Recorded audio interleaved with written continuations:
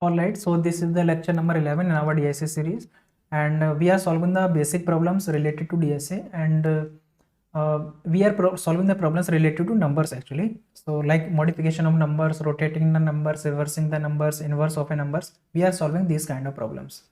But in this case or in this today's problem, what we have to see an interesting problem which is called calculate all the prime factors of a number, or do the prime factorization of a number using program. So let us see the problem in more detail.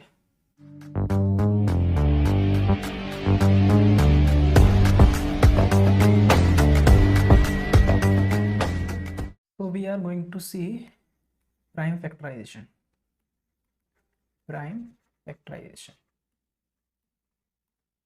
Fine. So what is prime factorization exactly is, let us say you have you have 24, a number. You have to calculate all the prime factors of this. So prime factors for this would be what? Let us calculate. So we used to calculate like this: 2, again divided with 2, and now divided with 3. So these are all the prime factors of 24: 2, 2, 2, and 3. Yes, so these are the prime numbers. So this is what you have to do, and I want you to try this question at your own. Like if you do this slide, or if you do this question at your own, then your mind should gain some strength. So that is why I'm saying that you should try this question at your own. If you are done with that, then let's see my solution. Solution is very simple. Like what we are doing, let us say we have this number 24. What we are doing here, we are taking these numbers, let us say it started with 2, and dividing this. So till the number is divisible, let us say 12. Again it is divisible by 2, again it is divisible by 2. Now it is not divisible by 2. 3 is not divisible by 2. Then we'll increase this. So 3.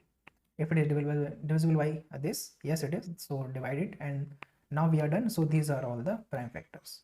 Let us see directly into code, because this is very simple, and these are all the codes which we are doing, and I'm pushing all the codes onto my GitHub repository continuously. You can check out that.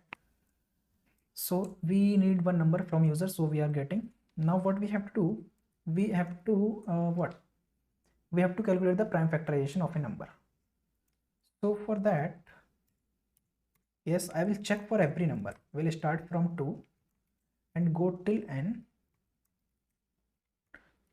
and we'll check if while this number is what, n, is divisible by I, this is the code for divisible by I, till then divide it with I.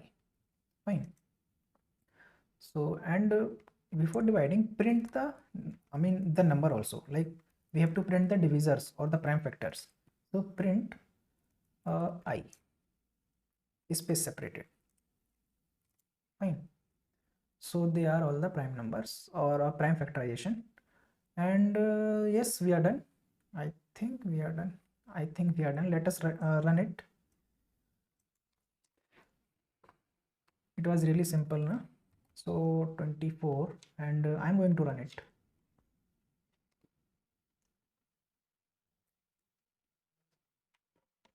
What we should expect in the output? 2, 2, 2, 3. Yes. So as you can see, we are getting 2, 2, 2, 3. This is the prime factors. And what I should do is, I should not use print. I should use print only methods. Now let us check it for 40. Check it for 40.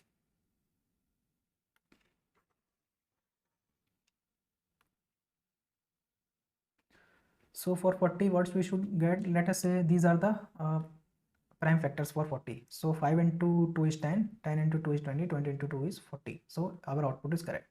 So how it is like calculating, what we are doing, we are running our loop from 2 till 40. Why 40? Because like why starting from 2? Because 1 can divide any number. So 1 is, of course 1 is not a prime. That is why I am not running from 1. So check with 2 till 2 is like 2 is able to divide, check with them. So let us say n was 40, and yes 2 can divide, so print 2 and divide this with 2. So now it is 20. Again it is divisible by 2, so again print 2, again divide 2, now it is 10. Again it is divisible by 2, now again print 2 and divide it with 2. Now sorry, this is 5 actually. this 5 is not divisible by 2.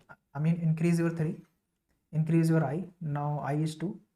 Whether I can divide or 3 can divide 5? No, it cannot. Again, increase your I. Now I is 4. Whether 4 can divide 5? No, it cannot divide. Increase your number again or I again. Now it is 5. Whether 5 can divide 5? Yes, it can divide. So it will enter into this loop and print I. As you can see, we have printed 5 and divide n with what? I. I is 1, n is 1. So we would be able to get n as 1. Now it will end and it will check. Like I value is what? I is 6 now.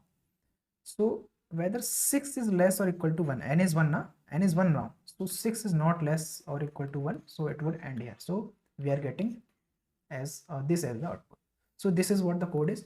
And I hope I was able to explain you the concept of prime factorization. If not, then what you should do, you should reiterate this video. Actually, the problem is very simple. You just have to manipulate or manage the things.